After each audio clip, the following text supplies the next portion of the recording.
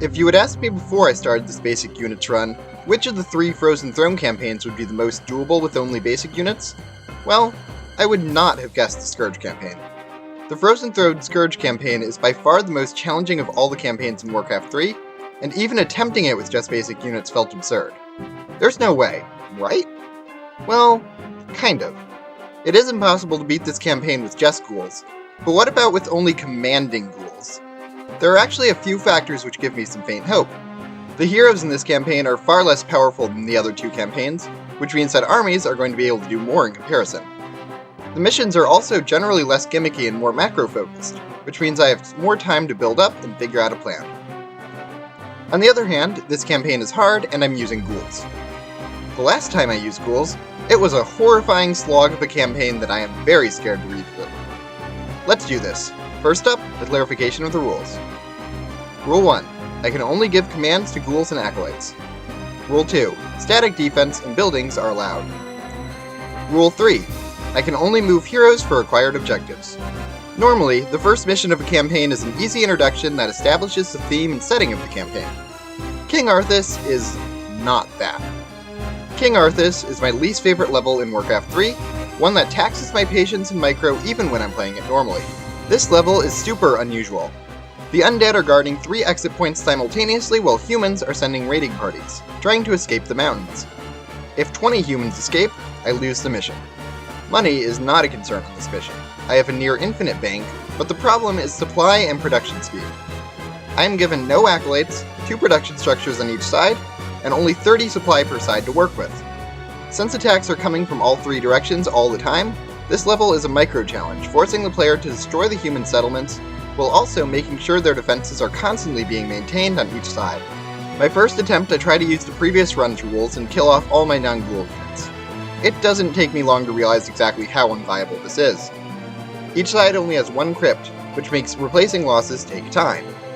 Even if I do manage to get up to max supply, a 30 supply army of ghouls cannot hold very long without hero support, and I am quickly overwhelmed. At this point, I realize that for this campaign, I'm going to need to change the rules to what I used for the last undead level of the Reign of Chaos. Instead of only producing ghouls, I can only command ghouls. This allows me to defend with heroes and my starting units, but does not allow me to use any hero abilities or attack with anything other than ghouls. This level is a painful slog, and the first few times I try it, my thought process is to go fast, trying to kill off village farms whenever I have enough ghouls to spare for an attack. After trying and failing, I take a step back, analyzing the level more closely. What I find surprises me and makes me like the level even less than I did before. It turns out that this level isn't even that difficult, just super tedious and misleading. Humans send attack waves from their villages, then will eventually send more attack waves from different villages as the mission progresses. So, what do you think triggers the humans sending attack waves from further back villages? If you thought it was time, congratulations! So did I. But it turns out that's not the case. So, on each side there are 3 villages, and at the start, only 1 village is going to send attack waves on a repeated loop. Once that village is killed, Village 2 will start sending attack waves. Then once that village is killed, Village 3 will start sending attack waves. This encourages turtling and focusing on one side at a time, because killing villages doesn't reduce the pressure on your base whatsoever. Even worse, the village that enemy attacks are coming from is not always the closest village to your base. If you kill the nearest village first to Sylvanas or Kel'Thuzad, then you're completely screwed, because that action will make Village 3 start sending attack waves, while the first village is still sending them. If you go out of order, you'll face twice as many attack waves as you're supposed to. If you don't know how this level works, then you're actively punished for making progress. I love the Warcraft 3 campaigns, but this is terrible level design. I really don't like this level. Now that I know how the level works, this level is suddenly manageable. I put the majority of my ghouls near my heroes to hold off attack waves, then get a backline of ghouls to kill off any stragglers. I kill my shades to free up extra supply, and am able to hold back the attack waves. Arthas' side is the easiest to hold, so I start the aggression there first. My ghouls are too weak to take on the defenders directly, so I attack production instead, blitzing down as many farms as I can before rebuilding. It takes time, but eventually I'm able to kill off all 3 villages on Arthas' side. Unfortunately, progress is much more difficult on the other fronts. With weaker heroes and starting defenders on these sides, sending ghouls out in a suicide mission leaves my defenses vulnerable to getting killed. To advance, I need reinforcements. My first instinct is to try and cut down trees in between the sections to get my ghouls from Arthas' base over to Sylvanas', but that ends up not being viable. Even without trees, there's a rocky terrain that prevents passage anywhere aside from the main human base. After failing to go around the central human base, I decide my only path is to go through it. I try to rescue Sylvanas first, sending my ghouls from Arthas' side on a suicide mission through the center base in an attempt to destroy farms on Sylvanas' side of the map. It usually takes about 2 full waves of ghouls to destroy a village. As long as I stay patient, make sure my defensive ghouls are always fighting next to my heroes, and wait for my ghouls to rebuild, I am able to slowly chip apart the enemy bases. After a long time, there's only 2 farms left on Sylvanas' side of the map. Thinking I can snipe them, I send in my ghouls on Sylvanas' side to take it out. While I do take out the farms, this decision almost costs me everything. One final attack wave spawns, killing my attacking ghouls. Another attack wave approaches an undefended Sylvanas and kills her. I try to use my ghouls to kill off low health targets first, but my army is overwhelmed, and I really don't want to let another 5 humans through. In my attempt to distract the army, I accidentally lead them towards Sylvanas' base, which contains her only crypt. 2 militia captains get this building super low, and I try to send Arthas' ghouls to the rescue, but they're way too far away to actually help in time. Thinking quickly, I train up 1 more ghoul, have it distract the 2 militia captains back to the main escape path, then just let them go on their merry way. My reinforcements are then able to clear out the last attacking footmen before my crypt is destroyed, and 2 areas have been completely secured. My strategy for Kel'Thuzad's side is the same as Sylvanas', only this time, I use both Arthas and Sylvanas' ghouls to clear out the enemy farms. After several waves, I'm able to destroy every village on the map, which means I no longer need to worry about defense. I gather up my ghouls on all sides of the final human base, and once I'm maxed out, I go. First, I try to distract the paladins by having a couple ghouls on each side attack random buildings still alive in the villages, then move in with my full force. My first wave destroys 1 altar and kills several units. After rebuilding, my second wave of ghouls destroys the remaining 2 altars, and I've beaten the mission. The game Sim says this was only 1 hour and 27 minutes, but man, it felt like so much more than that. This level is awful. The non-base levels in this campaign are impossible with only commanding ghouls, so our next challenge is the Dark Lady. Arthas has been called away on a business trip to Northrend, so in his absence, 3 Dreadlords try to take control of the Scourge for themselves. These Dreadlords do not believe in the power of ghouls, so they must be stopped. The ghouls of the Scourge revolt, and their first objective is to take out Arthas. This level starts normally as I build up 50 supply of ghouls, get upgrades, and get a ton of towers for defense. The attack waves are fierce, and it is a significant challenge to even survive, but eventually I have an army capable of moving out and expanding. I kill the gnolls guarding a second gold mine, then come back just in time to defend my base. While allowing starting units to live helps with early game defense, it quickly poses another problem I have to solve. Keeping my starting heroes alive gives me an excellent boost to my defenses, but they aren't always placed in the best locations. In this mission, Sylvanas' statue is placed decently far away from my starting necropolis, which means that she's challenging to keep alive. Unfortunately, a purple attack wave kills her, and I'm back with only ghouls. I continue to build up, and eventually kill the bandits around the map so I can expand once again. Red comes to kill my expansion, and a eureka moment goes off in my mind. If Red prioritizes my expansion over my main base, well, it's time for fake bases.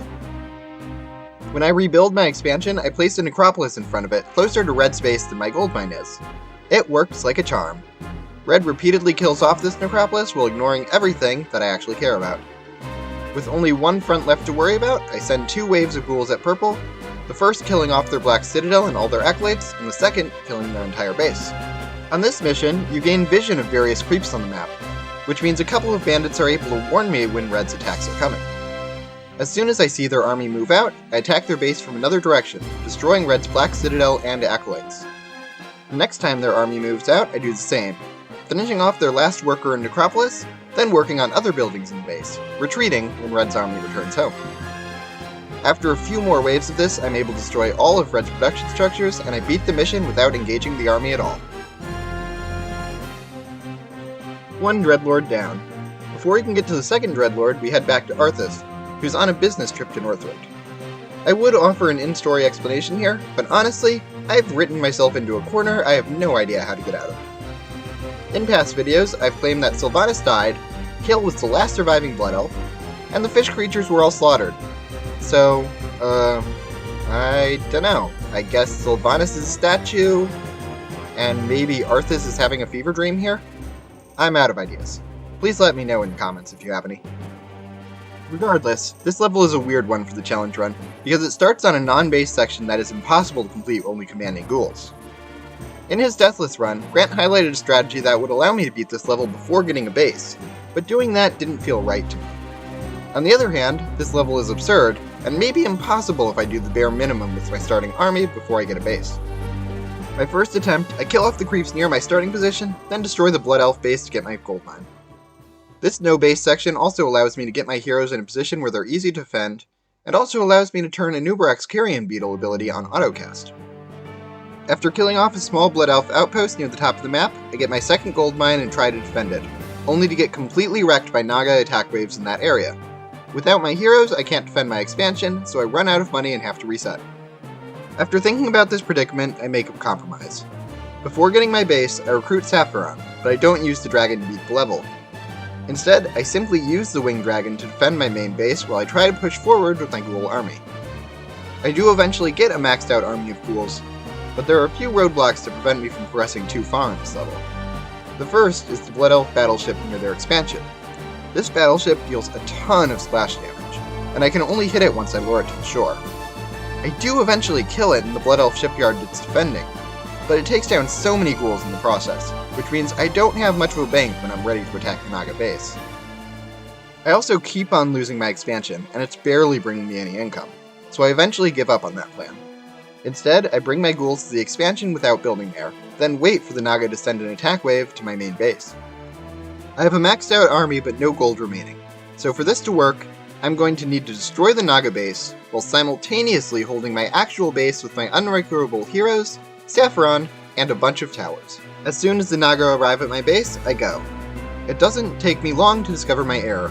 In this level, the Naga has one royal guard that they do not rebuild and never leaves their base. It takes on my maxed out army with one tower and one siren to support, and it is brutal. My army does kill the royal guard, but not before it's killed more than half of my army. My ghouls then get completely cleaned up by Naga reinforcements, while the Naga wave destroys my base regardless. I got completely wrecked on both fronts. It's at this point I realize I'm going to change my approach for this challenge run. In my other runs, my primary strategy has been play this level straight up first, then use cheese if that doesn't work. The attack waves in this campaign are too powerful for any straight up play to be even remotely viable. From now on, my primary strategy is cheese. There is no other way. So I start to search for spots that I can build fake bases in to distract the Naga attack waves. By building a necropolis on this little island, I discover I can distract enough Naga attack waves to keep them from destroying my expansion, earning more money as a result. It doesn't work every time, but it works enough that I'm able to build a maxed out army with a ton of reinforcements queued up. And it's not enough. The Naga destroy my base unless I have ghouls back at home, and I need every ghoul attacking to kill that freaking royal guard. I also need the Naga to attack my main defenses, because if I distract them with a fake base, their army will then return and kill my ghouls before I can do any meaningful damage to their base. So, once again, I reset to the start of the level, deciding to use my starting army to try and make things a little bit easier for my ghouls. Before I get my base, I advance forward with Sapphiron and my heroes, clearing out fake Necropolis Bay, then destroying the Blood Elf outposts and all of their annoying ships. I consider stopping there, but decide there's one more thing I need to do before I retreat. I attack the Naga base, luring out their forces to engage my heroes. The Naga army beats mine in a fight, but I don't need to win the duel. Arthas and Anubarak both die, but Sapphiron manages to kill that pesky, horrid royal guard before retreating. At first, I think this was a bad trade, because my heroes are absolutely essential for defending my base. However, the game offers me a lifeline. When the cutscene plays and I get my base, both of my heroes revive, while the royal guard remains dead. So with all that said and done, I used the non-base section to earn 2,000 extra gold, gain an absurdly strong dragon to defend my base, kill all the Blood Elf ships, free an expansion, and kill a Naga royal guard. You can decide if that's cheating, but it's what I needed to do to have a shot at beating this level. With my extra bank, I immediately built up a ton of static defense, including 4 black citadels in my base, expanded immediately, and used fake Necropolis Bay to distract Naga attack waves.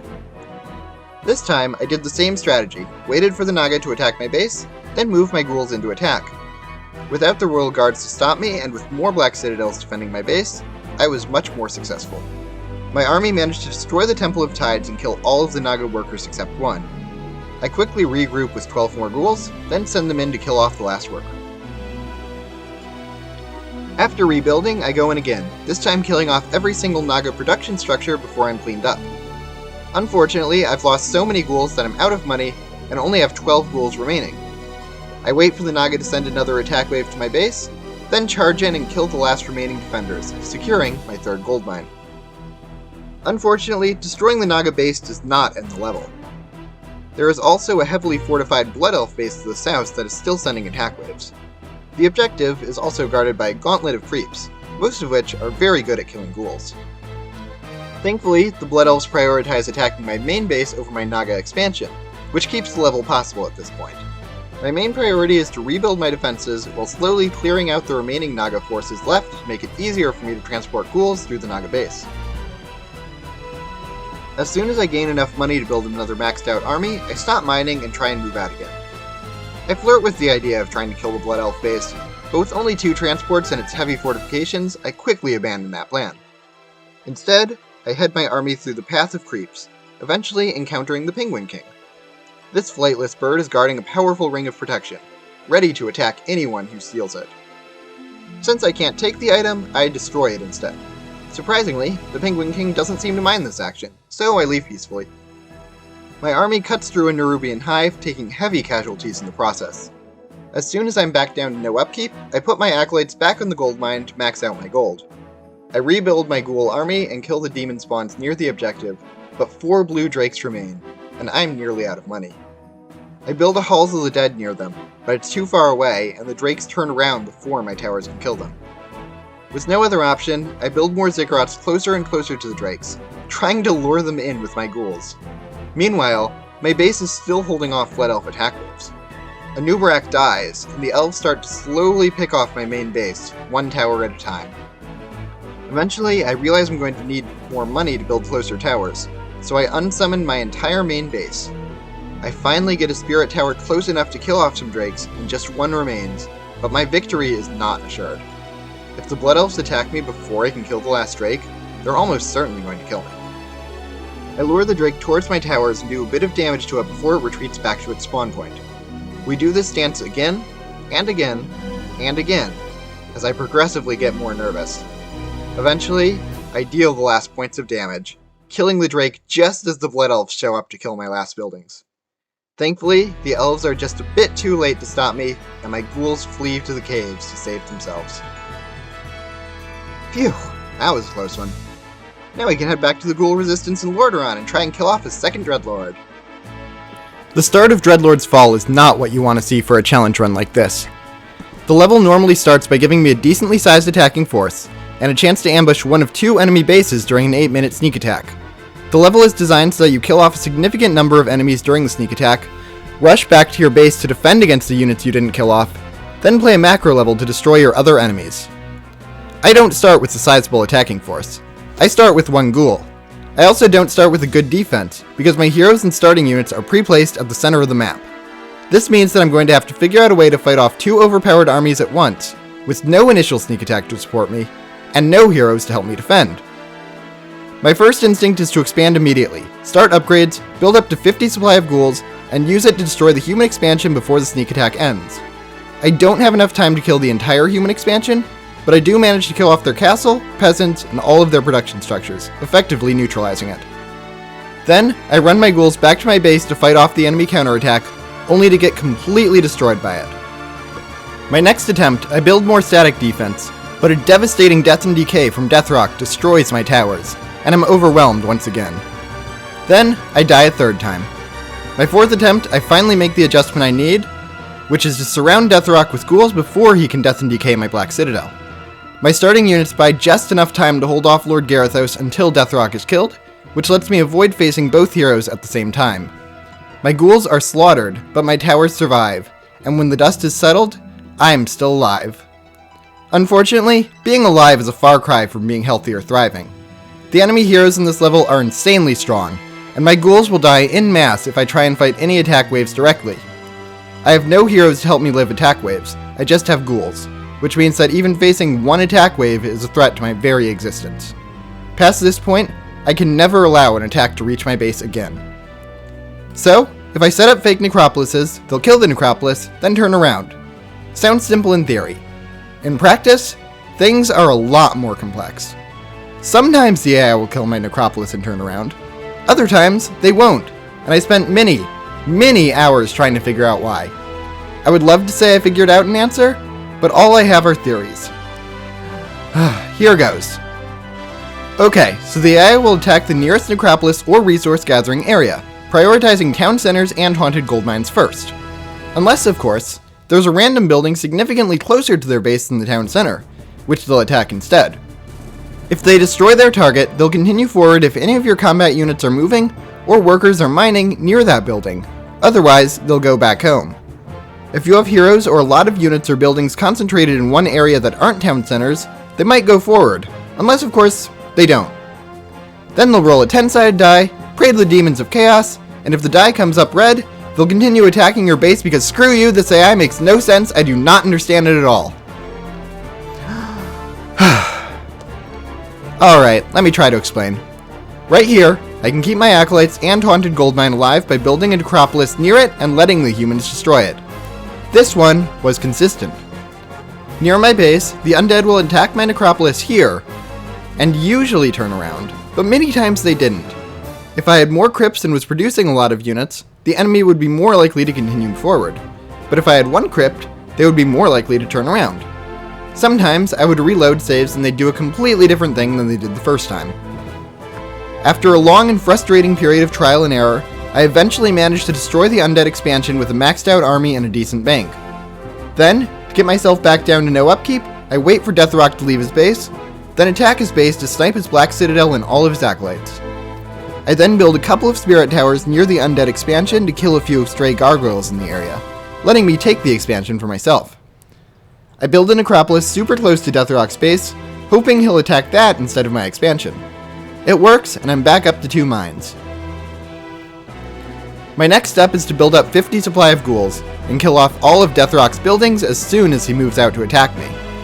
My first attack destroys his altar and slaughterhouse. For the next wave, I wait until I'm maxed out, moving my acolytes off of mining as soon as I get to high upkeep. Then, I position my ghouls to attack as soon as he reaches my decoy necropolis, only to learn that this time, for some reason, Deathrock went to my haunted gold mine instead. He intercepts my ghouls and destroys my entire army. Why? Did my ghouls change his course? Well, I reset, hide my ghouls on the other side of his base, and destroy his building while he kills my haunted mine this time. A few of my ghouls get out alive, and Deathrock has no more production left. Now it's time to face the army. I'm running very low on money at this point, and I have to give up my only expansion to lure him to my base. This fight is insanely close, and Deathrock is swatting my ghouls down like flies. By the end of it, I'm down to 5 ghouls, most of my base is destroyed, and I'm out of money, but it was worth it. Deathrock has been killed. Now I only have one more base to worry about. Or so I thought. 2 frostworms didn't come with Deathrock to attack me, and then they kill off my expansion. After they kill the haunted gold mine there, they thankfully arrive at my base and my towers take care of them. I need to unsummon another crypt, but enough acolytes survive that I'm able to retake my expansion. Okay, good. I'm safe now, right? Well, no. Apparently, taking out Deathrock messed with Garithos' AI somehow, because instead of attacking my necropolis near his base, he attacks my main base, completely killing me. I reset, and then the frostworms come back, destroying my expansion again. After my next reset, the frostworms don't go for my expansion, but instead go for my necropolis close to Garithos, which means that I don't have a buffer anymore against him.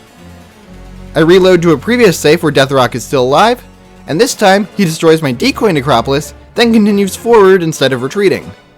Next reset, Deathrock attacks my main base again.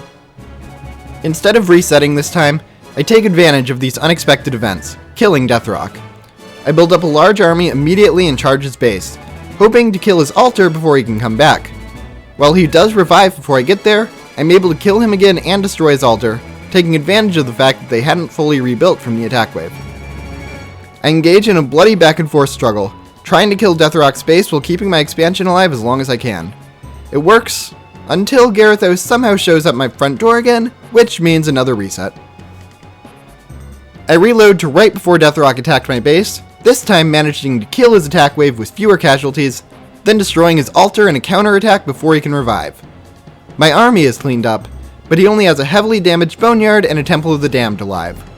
I easily finish off the Boneyard a minute later, then wait for his Frostworms to leave on an attack wave. While they kill off my decoy Necropolis, I kill off most of the remaining Spirit Towers and defending units. Later, these Frostworms attack my expansion and kill all of my Acolytes just as I finish mining it out. During this attack, I finish off all of Deathrock's buildings, leaving me with just the humans to worry about. Deathrock's last 2 Frostworms fly around killing all of my fake Necropolises throughout the map, then head back and destroy my expansion in his main base. I'm hoping they fly to my main base, but then they just don't, instead deciding to wait just north of Deathrock's gold mine. I consider laying a trap for them, before realizing I can do it more efficiently if I just reset slightly earlier. Before the Frostworms head back to destroy my expansion, I decide to build up some Spirit Towers at it, only for them to head to my main base. Well, okay then, I'll take it. And now, at long last, an hour after I thought he was dead, Deathrock has finally been eliminated from the game, and I'm free to take his gold mine. Now, I wait up and mine again. While Garithos isn't home, I poke in with a small army of ghouls to destroy a few of his towers, but apparently that also messes with the AI, as Garithos decides to take his revenge by attacking my main base. I actually defeat one of his attacks, but a few minutes later, he shows up at my front door again, annihilating me. After resetting, he attacks me again. And again. I start panicking again. Every time I think I have this mission in the bag, this game just decides to make my cheese no longer work. After he ignores my decoys a 5th time, I decide I need to go even further up the cheesing totem. If he's able to detect my real base, I can unsummon my real base. With only one Necropolis around, he will never get distracted by my real base, and only send attack waves where I want him to. This works, and eventually I mine out the map with 1600 gold, a maxed out army, and a healthy amount of production incoming. I build my fake base as far away from his base as possible, and when I see him move out, my army moves in. By the time his army gets back to his base, I've taken out his castle, his peasants, and most of his production. The next time he moves out, I snipe his final production structures. I've freaking won. I'll be honest, when I saw this level for the first time, I did not think I was going to be able to pull that off. Unfortunately, this campaign only gets harder as it goes on, and the 3rd Dreadlord is even more of a nightmare than the first 2 were. As a new power in Lordaeron begins, the Ghoul Revolution has made a realization. The war between humans and undead was never justified. Ghouls and Footmen are more similar than they are different. The divide between life and death was an artificial barrier forced on them by those in power, so they would fight each other, ignoring the ones pulling the strings. No more! Footmen and ghouls have formed an alliance, working together to overthrow the oppressive regime that forces them to fight each other. Together, they proceed to strike at Balthazar to overthrow him, but their task isn't going to be easy.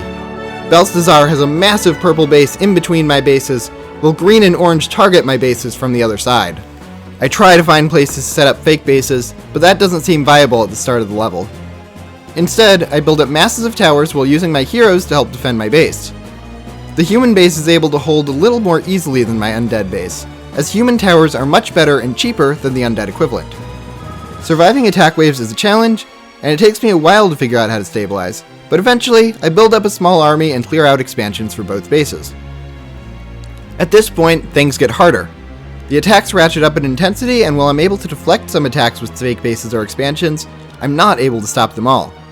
I'm also not able to make any progress on assaulting any of the undead bases. My ghouls are struggling just to survive, and while I'm able to distract Orange most of the time, Deathrock is a major threat every time he attacks. My footmen are usually able to distract Deathrock's attacks with an expansion, but are taking the full brunt of Green's attack waves. First, I try to attack Green with my footmen, and these attacks completely fail. My footmen constantly die before they kill Green's Black Citadel, and I lose entire armies for nothing. Attacking Deathrock goes even worse, as his base is insanely huge. After trying a few times and even using ghouls to distract Deathrock to allow my footmen to slip in with less resistance, I managed to snipe his black citadel, but failed to kill his acolytes. Normally, this would be a failure, but in this case, the result is a stroke of luck because it lets me discover something game-changing. In this mission, purple does not rebuild. That means that every single structure I kill of purples is permanent. If I snipe the demon gate, I can permanently stop purple's supply of demons, and if I snipe both the purple's altars, Deathrock will never respawn again. I don't need to go after their acolytes at all, which makes targeting them a very alluring proposal. Unfortunately, orange and green do rebuild, so taking out these bases is still going to be hard. I have a choice to make.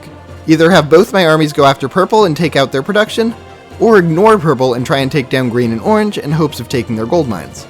I try both strategies and both just fall barely short. If I rush purple, I can kill their demon gate and altars, but in the process I run out of money and die to green and orange. When I forge ahead and attack green, I do manage to destroy their black citadel, acolytes, and a large amount of their production multiple times, but I run out of money before I can finish them off for good. I reload various saves and try again with minor adjustments for about 5 hours over a few days, and I just can't get it to work. I need to change tactics, so I restart the level entirely. For the human side, I only make one small adjustment, which is to expand sooner and build a farm just outside of Deathrock's base. Originally, I did this so I could have some warning to evacuate my expansion if he attacked, but this had a surprising secondary benefit. Sometimes, he would just kill the farm and turn around. But only sometimes. Other times, he would continue onwards to my expansion. To make it more consistent, I also destroyed my starting castle once I mined out my main base, so Deathrock would never be lured towards my main base and would consistently go for my expansion instead. For the undead side, I had bigger plans. After getting my ghoul upgrades, I decided to unsummon my entire base, with the exception of my haunted gold mine, a few ziggurats, and a crypt in the upper left-hand corner. With that, I could place a fake necropolis below and to the right of my base, one that would hopefully be far away enough from any other buildings so attack waves would turn around. The first time I tried this, Deathrock's forces aggroed further into my base to chase Sylvanas, then found my haunted gold mine, forcing me to reset. I tried killing Sylvanas and all of my starting units before he arrived, hoping this would keep him oblivious, but it didn't work. Giving up my plan for now, I turned back to building defenses, trying to stem the undead tide until my starting gold mine runs out. After that, however, I pivot, unsummoning my entire main base, building a fake necropolis on either side, and putting all my infrastructure in the corner of the map. I'm now consistently faking out purple, but orange is inconsistent. Because they often take out my expansion anyway, I change my fake necropolis to a warning ziggurat, and retreat my acolytes from the mine as soon as orange attacks. Sometimes, orange retreats after killing the ziggurat. Sometimes they retreat after killing the mine, and once they even retreated well in the process of killing my main base. I cannot explain this to you. At long last, I mine out everything I can and start to build up, and it's at this point where the AI suddenly changes their behavior once again. Orange and purple were leaving my undead base alone before, but now, summoning several crypts makes them keep going. My plan involves sacrificing any and all static defense on the undead side, so any attacks that actually make it through is a complete death sentence. With lots of frustrating resets, I eventually build up a maxed out army on both sides, with a bank to spare. I send in my ghouls and kill off all of Orange's acolytes, but to do that, I sacrifice my entire base. After that, Deathrock finds my human base and forces me to reset. I reset, attack Orange again, this time killing off a ton of his base, including all of his acolytes, his black citadel, and both boneyards. I build up a new base and Deathrock somehow finds it, running straight through my fake necropolis to kill it off. I reset, and this time, Orange kills me. I reload again, get a really good attack in on green, but still reset when I discover I was unable to hold off their army and only accomplished a base trade. I try again several times, and on my best attempts I'm able to destroy all of Orange's production structures, but in doing so, I lose my entire base and run out of money. I've tried so many times at this point. I'm so close, yet still so far. Looking back at the footage, I think I missed a potential solution, which would be to target ziggurats and spirit towers over production buildings. The enemy had a ton of production, and ziggurats have less health than other buildings, which may have made this strategy more efficient here. However, I didn't think about that, so instead I reset to an earlier point in the level. Then, Deathrock decides to level my undead base before I even start building up. Then, green decides to ignore my town halls. Then Deathrock levels my undead base again. Then both events happen at the same time! I know this script is getting long and repetitive, but I'm okay with this, because this run was long and repetitive.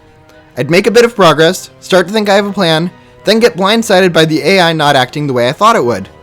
Again, and again, and again. Yet, finally, I start to make some real progress. On my human base, I destroy most of my barracks and cancel all of my queued reinforcements, leaving it as a mass of unappealing towers that the AI doesn't care about killing. Then, I lure Green's army towards the lower right, letting them kill a fake town hall without engaging my base. While their army is away, I kill Green's Black Citadel and Altar, then build up a second army and finally let Green come to my towers. When their army comes, I kill off Green's Lich for good. I build up another army quickly and charge Green. My footmen take out his weakened army, then destroy the rest of his base. I finally killed an enemy, and with that, I have another gold mine. My next task is to do the same thing to Orange, but unfortunately, this is a trickier proposition. My first step is the same: send in a maxed out army while the Lich is away, then kill off Orange's Black Citadel, Acolytes, and Altar. I then build up another maxed out army and a bunch of Spirit Towers, preparing to kill off their hero for good. While this works, I'm running out of money, having only 60 supply of ghouls left with no bank. When I try and go in a second time, Orange's Frostworms kill all my ghouls and my top brace is broke. Killing Orange's buildings is doable, but I just don't have enough money to kill both their buildings and their army. So, I switch tactics again, deciding instead to focus on Purple. By sending in maxed out armies from both sides, I'm able to destroy both of Purple's altars and their Demon Gate. Then, I finally let Balthazar attack my main human base and kill him off for the last time. After that, I wait to mine out Green's former base.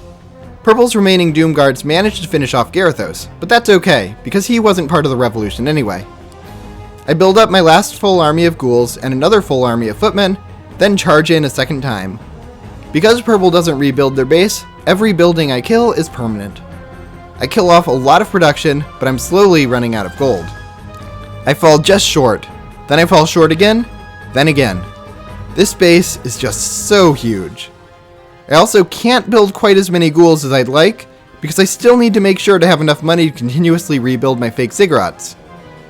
In my second to last charge, my last ghoul dies valiantly, and I have 64 supply of footmen left to finish off Balthazar. After thinking about it, I realize that the Frostworms are killing my footmen too fast before they can make progress, so I come up with a countermeasure.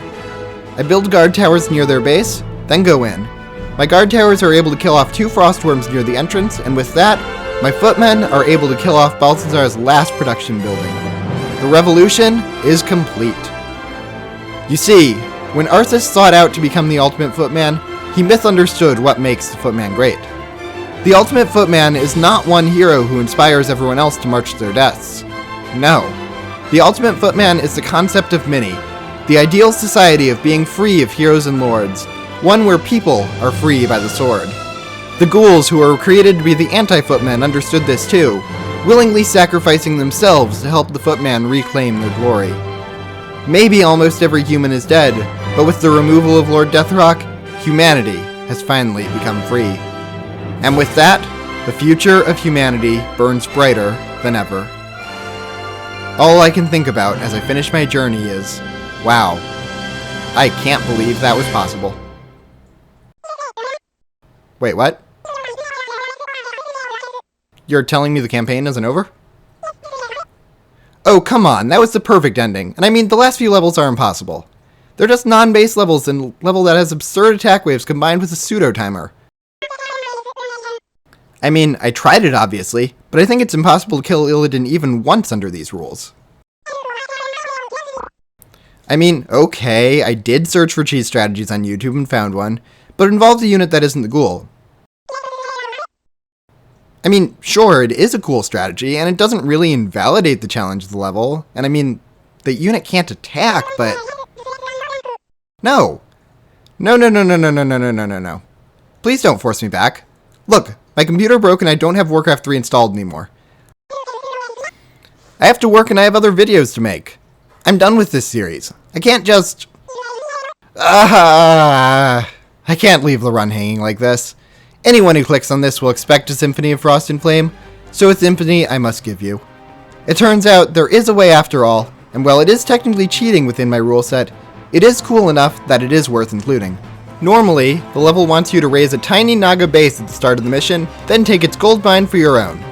Because I can't control my heroes to attack it, I can't do that immediately, but it's alright. I can just grab a mine above my starting position. I build a necropolis there, then immediately upgrade it to a Halls of the Damned as soon as possible. This Halls lets me fend off the first Blood Elf attack wave, and lets me build a Sacrificial Pit. This Sacrificial Pit allows me to turn Acolytes into Shades, an invisible scouting unit that can't attack. This seemingly innocuous unit completely trivializes what would otherwise be the hardest level in Warcraft 3. This level works as a race between Arthas and the Master Key to unlock the pass to the Frozen Throne. There are 4 obelisks around the center of the map, and the first player to control all 4 is the winner. The Master Key is fast and raises insanely strong armies of Naga that you must normally defend against frequently. However, by surrounding the Master Key with 5 shades, I can stop the key from moving while completely breaking Blue's AI, stopping them from ever moving around the map.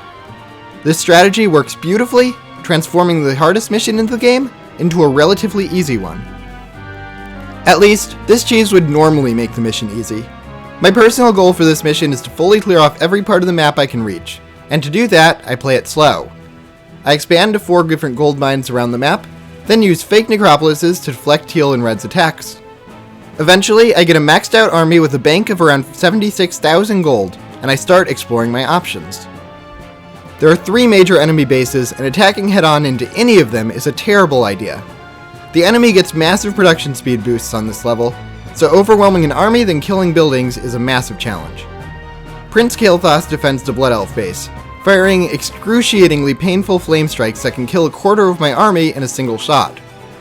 The top obelisk is defended by 4 Naga Royal Guards, which is really freaking scary when you realize how much trouble a single Royal Guard gave me earlier. Teal's base, meanwhile, is defended by a maxed out Naga army, multiple Royal Guards, and a level 10 hero. While every option is unappealing, the Blood Elves feel like the easiest to take on. I continue distracting Teal with fake necropolises while attacking the Blood Elf base when Kael isn't home. I decide to take Kael's attack waves head on. To help defend against them, I unsummon my base, rebuilding it in the bottom left corner, right next to where my heroes spawned on the map. My heroes quickly reach level 10, and become extremely powerful defenders for whenever I need to engage an enemy army directly. I wrongly convinced myself that I can make progress against the Blood Elf base even when Kael is defending, so I fail a lot. Eventually though, I discover something really interesting. The Blood Elves, for whatever reason, only rebuild their altar and arcane sanctum, while neglecting to rebuild their multiple barracks and their Griffin Aviary. Using this knowledge, I'm able to snipe their buildings that don't rebuild, wait until they've exhausted all their remaining Dragonhawk riders and attack waves, then rush in and overwhelm the base. I've used up half my bank by the time I've killed the Blood Elves, but still have 30,000 gold remaining and another gold mine for the rest of the level. After I kill Red, the AI does something weird. Blue has done nothing all game, but out of nowhere, they send the Key a ton of reinforcements. Now, the Key still can't move, but these reinforcements are quite inconvenient for me, because they make it very hard to move ghouls to the right side of the map. Teal's base is much more vulnerable from the top than it is from the left, and this makes it much harder for me to get to a gold mine on the right side of the map, should I need it. Thankfully, Blue never gets aggressive, but this move was weird, and it kept me on edge because the AI is always scariest when it's doing things I don't understand. I play around for the next hour, trying to find a way to break Teal, but am ultimately unsuccessful and run out of money. Feeling frustrated, I head to sleep, then realize what I need to do the next day. Once again, I unsummon my entire base around my heroes, this time building a necropolis in the upper left of the map, then building the rest of my buildings in the old Blood Elf base. With this strategy, Teal takes a long time to reach my base when they send attack waves out, which leaves an opening for me to attack. Unfortunately, Teal does not send attack waves very often, so waiting around for them to leave is so boring. I need to really test my patience to ensure I don't run in too soon. Once they've left their base, I'm able to just barely snipe Teal's Temple of Tides and all of their workers. With my massive bank and 8 crypts, I rebuild really quickly. The next time Teal moves out, I snipe the rest of their production structures and a couple of Tidal Guardians. After that, I get ready to fight Teal's army. I build 3 Halls of the Dead and 7 Spirit Towers around my heroes, then station my ghouls nearby to support. When teal arrives, my army gets slaughtered and my defenses get tested, but with reinforcements streaming in, I'm able to kill Lady Vash, winning the fight. I remax and send in my ghouls to finish off teal. They still have a decent standing army, but my ghouls finish them off. My once absurd bank of 76,000 gold has decreased to 2,000, but I now no longer need to worry about attack waves and am free to build up as much as I want. I send my army to kill off Blue's outposts around the map, which leaves only armies at the top and bottom obelisk remaining. Realizing I'm going to need more money to kill off these armies, I slow down, expanding 3 more times. While observing Blue's remaining buildings, I notice something interesting. Blue's only Temple of Tides is on the island, and while Island Blue and Mainland Blue are the same color, I don't think that they are the same player. I theorize that if I can take out Mainland Blue's last 3 workers, they might not be able to rebuild or repair any buildings. Feeling confident that I don't need all the money on the map, I build up to 50 supply and test this theory, sending a couple tiny waves of ghouls to kill off Blue's 3 exposed workers, then damage a building. As I had hoped, Island Blue doesn't send any replacement workers, which means that all the building damage I can get is now permanent. With a bank of 13,000 gold again with 3 gold mines, I feel confident enough to start attacking. My first wave of ghouls kills one of their 2 spawning grounds and damages their other production structures. My next wave kills their second spawning grounds and brings their Shrine of Azara down to low health. My third wave finishes off their last production structure and kills one of their 3 royal guards. My fourth wave finishes off their last 2 royal guards and most of their units, then my reinforcements are able to finish off the rest of the towers in the area. The Naga have been wiped out from the northern obelisk and only 1 enemy army remains on the mainland. I don't want to engage this army anywhere near the key. At this point I've won, but if I fight too close to it, a royal guard could kill a shade with an AoE ability, or the key could activate Immolate to break free. If that were to happen, Blue's island base could potentially send over another army, and I really don't want to deal with that. So I come up with a plan, building 4 Halls of the Dead below the southern obelisk, preparing to lure the Naga that way with my ghouls. Before my halls finish though, the Naga army just kinda leaves, heading back to the northern obelisk. Okay, I guess that works too. I move my ghouls up north with them, then lure them into a halls that I built just in case the northern army proves tricky. The battle is bloody, but with reinforcements I'm able to kill off the last enemy Naga soldier on the mainland.